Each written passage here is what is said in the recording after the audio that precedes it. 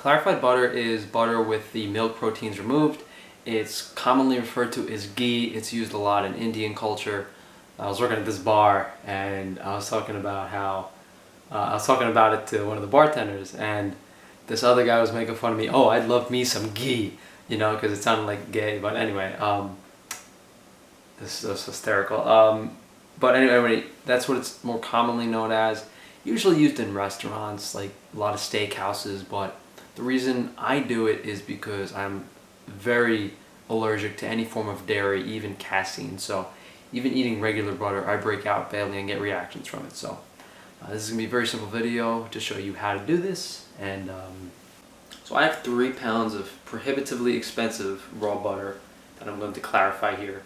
So I know butter was the highest quality possible, and I'm going to try to keep it at as low of a temperature possible while clarifying this. So I'm going to catch this around here. It does. Yeah, okay, man. Sometimes I can take these as small containers, please.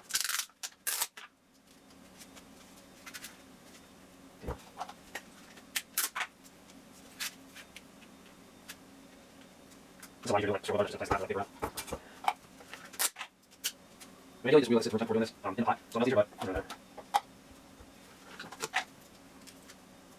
So I could put this in the dehydrator at 110 degrees, nothing else, but I don't know how long it's going to take, to be honest. I think we could do that. I don't know if that's a good idea.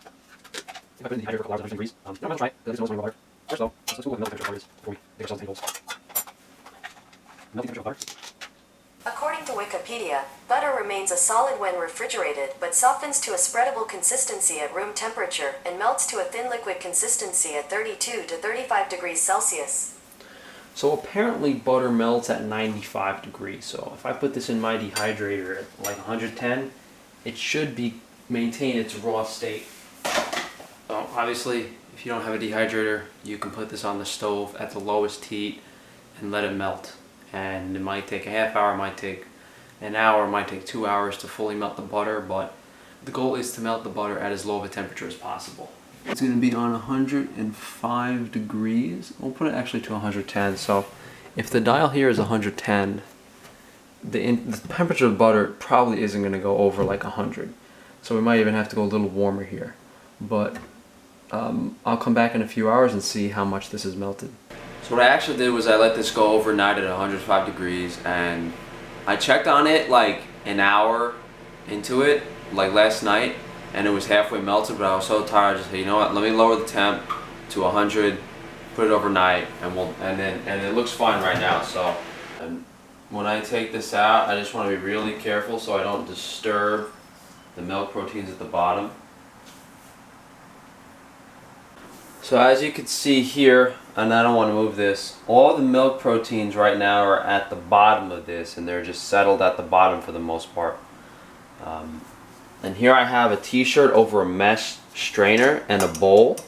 You don't have to use a t-shirt to do this. You could just use a regular mesh strainer and you'll get most of the milk proteins out. But if you want to remove like 99.9% of the milk proteins, use a strainer or a cheesecloth. So all we have to do is we take our butter mixture. Now the solids on top, any of the solids that are on top here will be strained out. But some of the solids on the bottom are not solids, they're actually liquid. So you have to keep in mind when you're pouring this off that we're going to stop before we start pouring that bottom stuff off.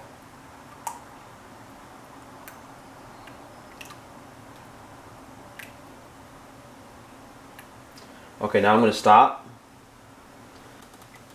What we could also do is, we could push the milk proteins back and keep pouring.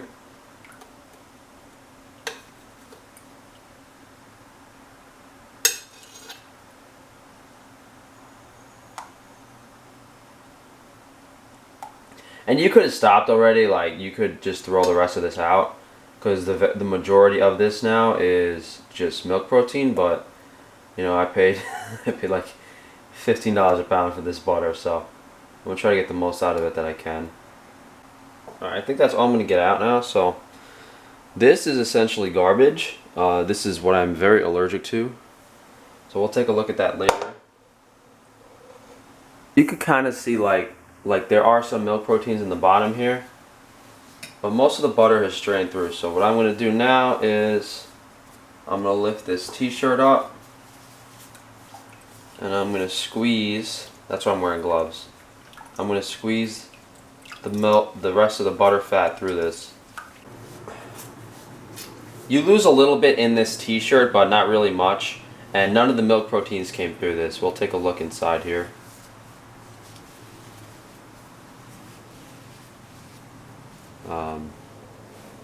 You can't really see, but all the white spots there, that's where the milk protein is.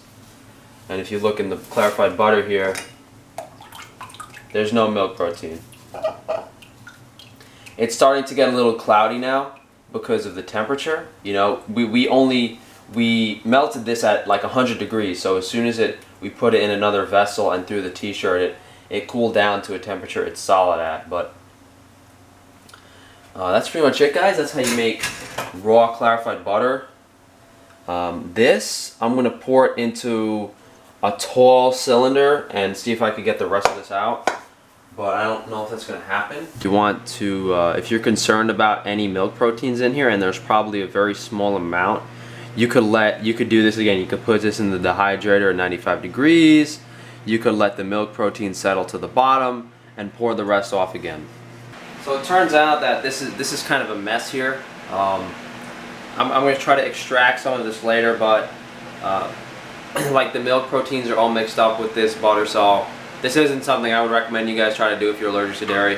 What I'm probably going to do with this is separate it and use it for my family's cooking, because the rest of that the milk fat that we didn't use is just, the rest of the butter fat that we didn't use is just, there's too much milk protein in it, and you can't really separate that without some high-end machinery. So that's it, guys.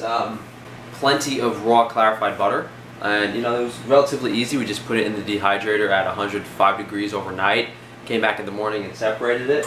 Is that practical for people? Mainly not, due to the price of raw butter. I mean, I can get it for around $12 a pound, so realistically, you know, it's not crazy. You know, I'm spending $20 or so a week in butter, maybe a bit more for my diet, but you know, for me, you know, at this point in time where the only fats that I have access to that are fresh are raw butter and bone marrow, until I get enough space in my fridge to keep a whole case of marrow bones, I think I'm going to be doing this for a little while.